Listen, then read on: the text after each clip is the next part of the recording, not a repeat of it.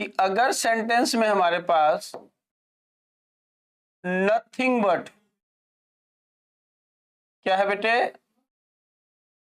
Nothing but हो या everything but, nothing but हो या एवरीथिंग बट, इसके बाद एक सब्जेक्ट आता है। क्या आता है बेटे, सब्जेक्ट। अब ये सब्जेक्ट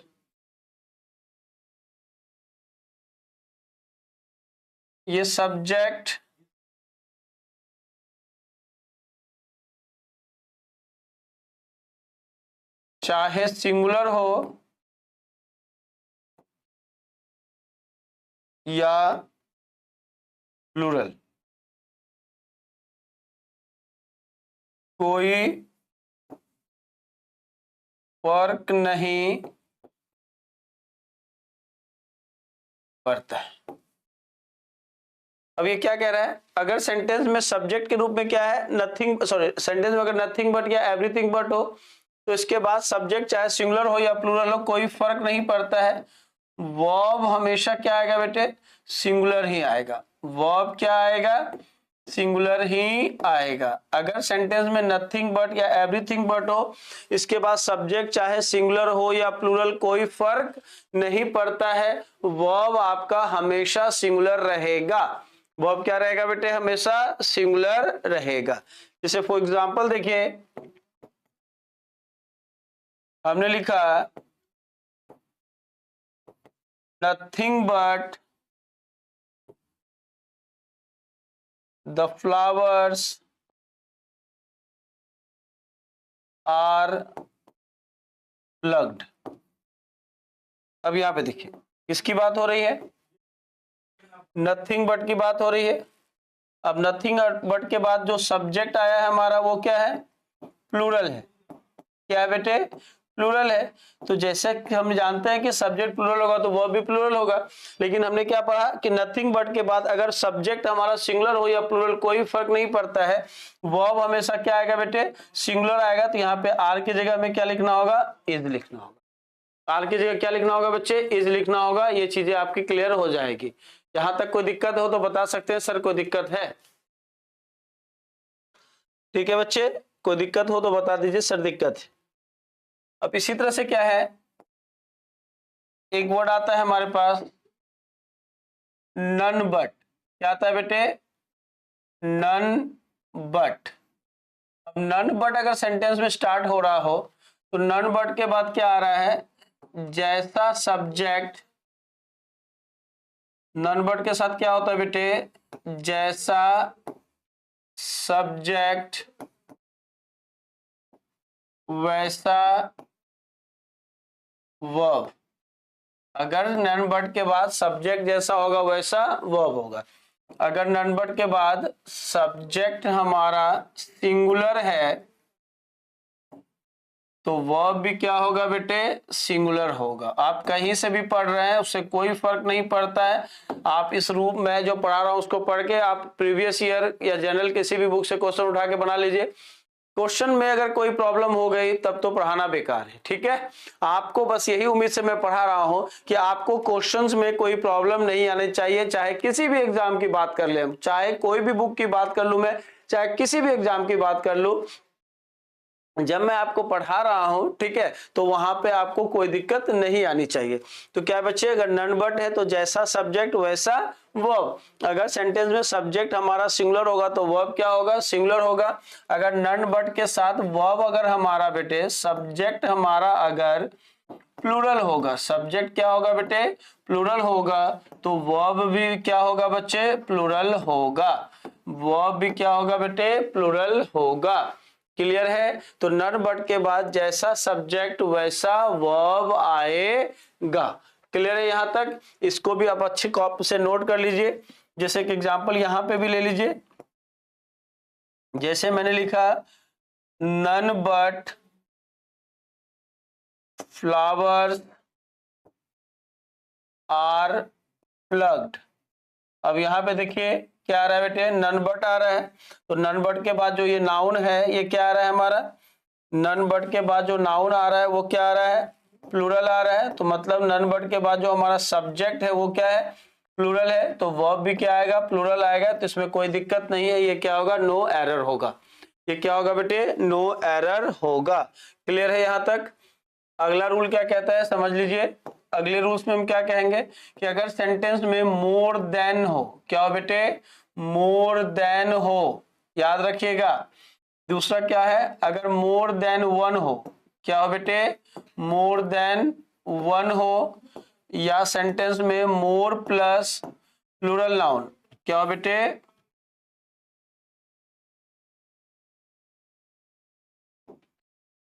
मोर प्लस प्लूरल नाउन, फिर से क्या हो बेटे, देन वन हो, देन वन हो।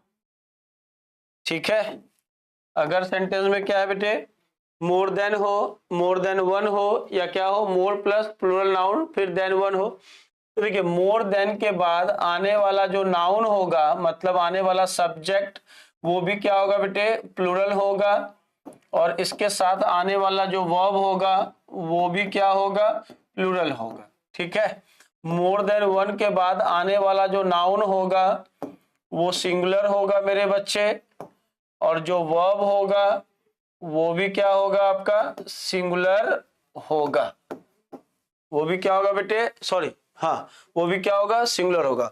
मोर के बाद यहाँ पे प्लूरल नाउन है, तो देन वन के बाद आने वाला जो वर्ब होगा वो हमेशा प्लूरल होगा, वो हमेशा क्या होगा बेटे, प्लूरल होगा। क्लियर है।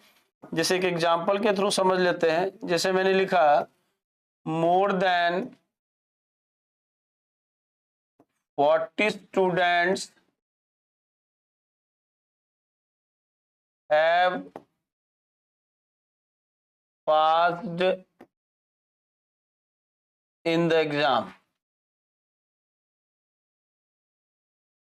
ठीक है, मैंने क्या लिखा, more than 40 students have passed in the exam. अब यहाँ पे देख लो क्या आ रहा है, मोर देन है। अब मोर देन के बाद जो नाउन आया ये क्या है, प्लूरल है।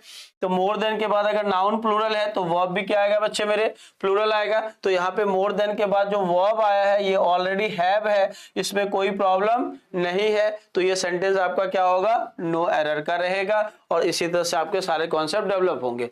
तो पहला कॉन्सेप्ट आपको याद रखना है, अगर मोर देन है तो नाउन और वर्ब दोनों क्या आएगा, प्लूरल आएगा। अगर मोर देन वन है तो नाउन और वर्ब दोनों क्या आएगा बच्चे, सिंगुलर आएगा। अगर मोर और प्लूरल नाउन फिर देन वन है तो वर्ब हमेशा प्लूरल आएगा। तो वर्ब हमेशा क्या आएगा बेटे, प्लूरल आएगा। ये बात याद रखना है आपको, वर्ब क्या आएगा आपका, प्लूरल आएगा। इन बातों पे बहुत जरूरी है गौर करना।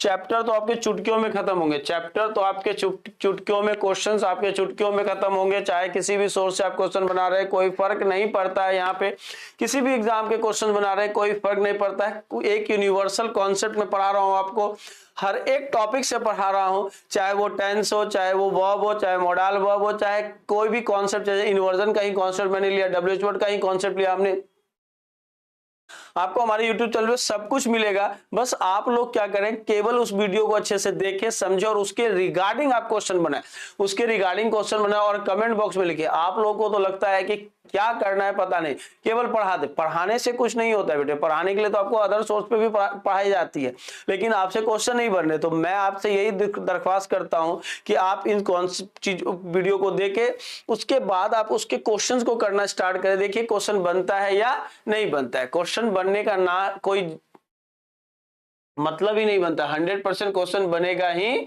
बनेगा। क्लियर है बच्चे मेरे, यहां तक क्लियर है। अगला कॉन्सेप्ट क्या कहता है बेटे, एकदम ध्यान देना, अगले कॉन्सेप्ट की ओर बढ़ रहे हैं हम। अगला क्या कहता है, रूल।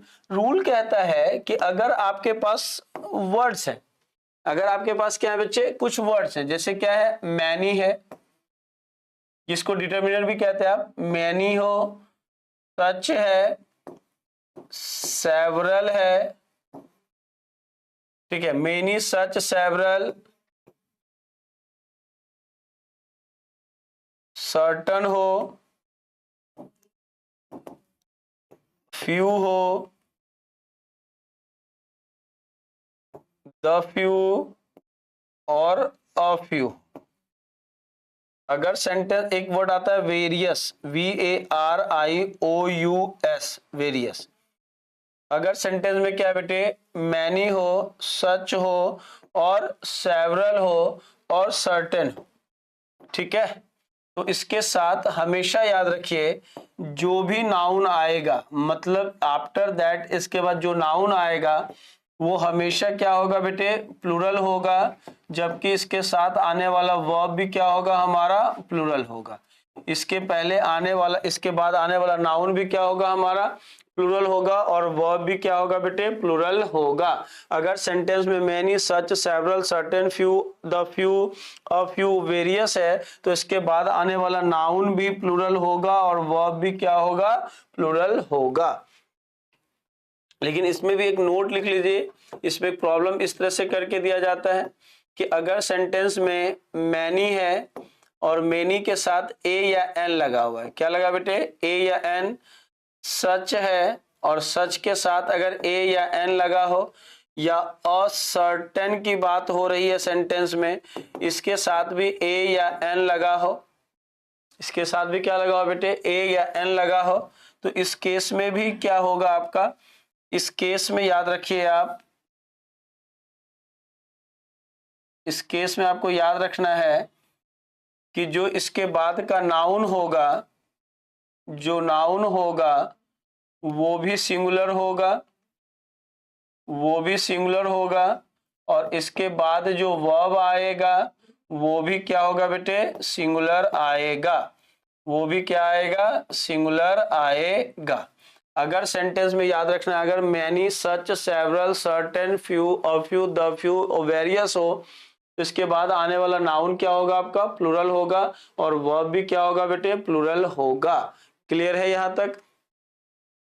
लेकिन अगर सेंटेंस में मैनी के बाद ए या एन हो, सच के बाद ए या एन हो, या क्या हो बच्चे, असर्टेन हो, तो इसके बाद आने वाला नाउन और प्रोनाउन क्या होगा, नाउन सिंगुलर होगा और वर्ब भी क्या आएगा, सिंगुलर आएगा। जैसे कि एग्जांपल लेके हम इस बात को समझते हैं। जैसे मैंने लिखा मैनी बॉय इज प्रेजेंट, मान लो ऐसा कोई क्वेश्चन मैंने लिखा, तो मैनी के बाद देखो ये नाउन आया है, तो नाउन क्या आएगा, प्लूरल आएगा, और वर्ब भी क्या आएगा, इसके साथ प्लूरल आएगा, तो क्या लिखेंगे हम, आर। लेकिन अगर मैं यहाँ पे ऐसे क्वेश्चन बना दूं, मैनी अ बॉयज, मैंने क्या लिख दिया, many a boys are present, तो अब बच्चे इसमें ये नहीं करना है आपको कि यहां से आप ए हटा दीजिए, नहीं, मेनी अ का मतलब क्या होता है, बहुतों में से कोई एक, तो यहाँ पे मेनी अ के बाद जो नाउन आएगा, मैनी एक के बाद जो नाउन आएगा बेटे वो क्या होगा, सिंगुलर होगा, तो यहाँ पे हम बॉयज की जगह क्या लिखेंगे, बॉय, और आर की जगह क्या लिखेंगे, हम इज लिखेंगे, तो many a boy is present. तो मेनी ए के बाद अगर नाउन आता है तो वो भी सिंगुलर आएगा, और वर्ब आता है तो वो भी सिंगुलर आएगा। अगर इस पॉइंट को नोट आपने कर लिया अच्छे से, चीजों को समझ लिया अच्छे से, तो आपको कोई प्रॉब्लम यहाँ पर नहीं आने वाली है, यहाँ तक आपको कोई प्रॉब्लम नहीं आएगी बच्चे, ये 100% आपका श्योर हो जाएगा। क्लियर, ठीक है यहाँ तक। अब देखो जनरल रूल्स इसमें क्या कहते हैं, कि जनरल रूल्स की भी बात कर लेते हैं, कि अगर सेंटेंस में क्या है बेटे, अगर सेंटेंस में ईच है और क्या है, एक तो इसके हर एक कॉन्सेप्ट को समझे, इसको डिस्ट्रीब्यूटिव प्रोनाउन में भी आप पढ़ेंगे, ईच है, एवरी है, ईदर है, और एनी है, नीदर है, और नन है। ठीक है बच्चे, क्या है, अब देखो ईच का यूज जो है, ईच और एवरी दोनों एक फ्रेंड है, ईदर और एनी एक फ्रेंड है, नीदर और नन क्या है, एक फ्रेंड है। नीदर और नन से हम एक बात समझते हैं, ये दोनों एक नेगेटिव वर्ड है, ये दोनों क्या है बेटे, एक नेगेटिव वर्ड है, तो इसके साथ आप जनरली नॉट या नो का यूज नहीं करेंगे। ठीक है, आपको इन्वर्जन में भी ये दोनों वर्ड्स आपको दिख जाएंगे, ये भी याद रखिए। अब क्या है, इसके साथ याद रखना है कि ईच का यूज जो है ये 2 और मोर देन 2 के लिए। ईच का यूज क्या होता है बेटे? 2 और मोर देन 2 के लिए होता है। कोई भी चीज अगर अपने पास 2 है तो भी हम इज का यूज करेंगे, अगर 2 से ज्यादा है तो भी हम इज का यूज करेंगे। जबकि एवरी का यूज जो है बेटे वो क्या होता है? मोर देन 2 के लिए होता है। एवरी का यूज किसके लिए होता है बेटे? मोर देन 2 के लिए होता है। अब क्या है, इधर का यूज हम किसके लिए करते हैं? इधर का यूज हम 2 के लिए करते हैं, ठीक है। जबकि एनी का यूज क्या करते हैं हम लोग? मोर देन 2 के लिए करते हैं, ठीक है। नीदर का यूज भी 2 के लिए होता है और नन का यूज क्या होता है बेटे? मोर देन 2 के लिए। अब एक एग्जाम्पल क्वेश्चन तो यहां से भी बना के एग्जामिनर दे देगा कि किसी के साथ 2 से ज्यादा दे देगा और आपको वहां पे चेक करना है कि 2 के लिए आता है या मोर देन 2 के लिए आता है। तो अगर ईच एवरी की बात करते हैं तो ये 2 और मोर देन 2 के लिए आता है। एवरी किसके लिए आता है बेटे? मोर देन 2 के लिए आता है। इधर 2 के लिए आता है, एनी मोर देन 2 के लिए आता है, नीदर 2 के लिए आता है और नन क्या आता है? मोर देन 2 के लिए आता है। क्लियर है यहाँ तक? कोई दिक्कत बच्चे मेरे? यहाँ तक में कोई दिक्कत हो तो बता दीजिए सर दिक्कत है। अब देखिए इसके रिगार्डिंग एक क्वेश्चन मैं बनाता हूं। मैंने लिखा he is a university professor but, अब एक चीज और कॉन्सेप्ट में डाल लेना बेटे, अगर सेंटेंस में बट है तो बट के साथ कभी भी आप ईदर का यूज नहीं कर सकते। बट के साथ ईदर का यूज नहीं करेंगे, बट के साथ हमेशा याद रखिए नीदर आएगा। एग्जामिनर कौन हद तक आपसे क्वेश्चन पूछेगा ये आपको भी पता नहीं है, याद रखना है आपको। बट के साथ आप ईदर का यूज नहीं करेंगे, बट के साथ केवल और केवल क्या करेंगे? नीदर का यूज करेंगे। तो he is a university professor but neither of, हाँ इस नीदर या नन भी लिख सकते हैं आप, कोई दिक्कत नहीं है, नन, और यहाँ पे ईदर या एनी का यूज आप नहीं करेंगे, ठीक है। He is a university professor but neither of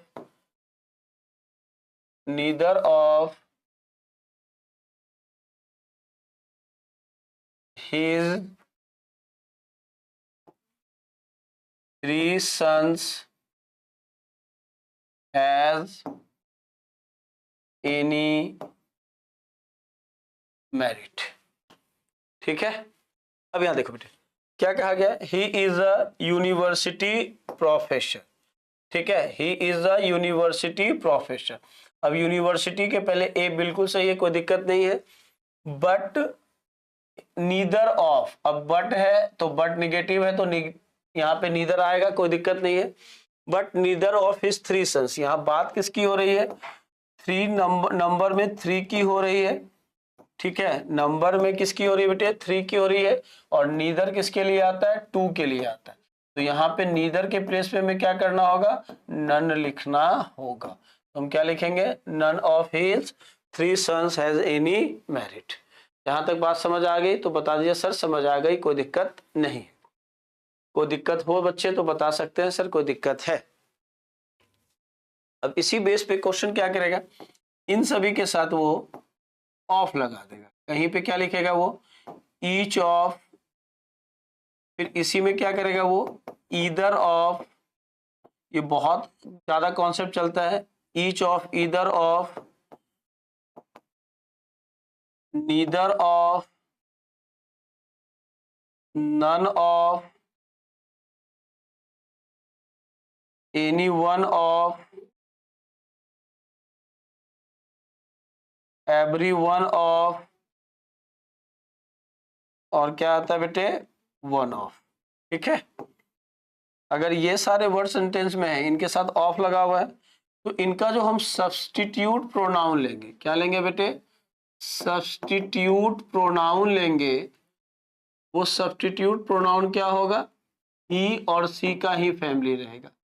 क्या रहेगा? ही और सी का ही फैमिली रहेगा, ये याद रखिएगा, ही और सी का फैमिली रहेगा, ठीक है। तो अगर सेंटेंस में क्या हो? ईच ऑफ हो, ईदर ऑफ हो, नीदर ऑफ हो, नन ऑफ हो, एनी वन ऑफ हो, एवरी वन ऑफ हो और क्या है वन ऑफ हो, तो इसके बाद हमेशा याद रखिए एक नाउन आएगा या एक प्रोनाउन आएगा। क्या आएगा बेटे? एक नाउन या प्रोनाउन आएगा, और ये नाउन और प्रोनाउन दोनों क्या होगा बच्चे मेरे? प्लूरल होगा।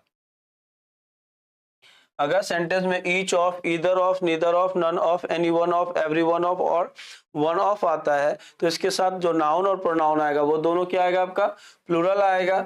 लेकिन इस केस में जो वर्ब आएगा बेटे वो हमेशा क्या आएगा? सिंगुलर आएगा। क्यों आएगा ये भी बता दूंगा मैं, एक लाइन में बता दूंगा कि अगर प्रेपोजिशन के बाद कोई भी नाउन प्रोनाउन आएगा तो वो ऑब्जेक्ट माना जाएगा। तो इसके पहले वाला वर्ड्स क्या होगा? आपका सब्जेक्ट होगा, तो इसके अनुसार आप वर्ब यूज करेंगे। वर्ब क्या आएगा? सिंगुलर आएगा। क्या आएगा बेटे? सिंगुलर आएगा। और अगर प्रोनाउन यूज करना है हमें, और क्या करना है? प्रोनाउन यूज करना है, तो इसके साथ केवल हिज या हर का यूज करेंगे। अब एग्जामिनर इसी क्वेश्चन में कहां कहां, एक तो इस पार्ट में एरर करेगा, इस पार्ट में कर सकता है, इस पार्ट में और इस पार्ट में, चारों पार्ट में कर देगा। तो आपको केवल समझना है कि क्या है और क्या नहीं है। जैसे फॉर एग्जांपल के लिए हम ले लेते हैं, जैसे मैंने लिखा ईदर ऑफ 3 बॉय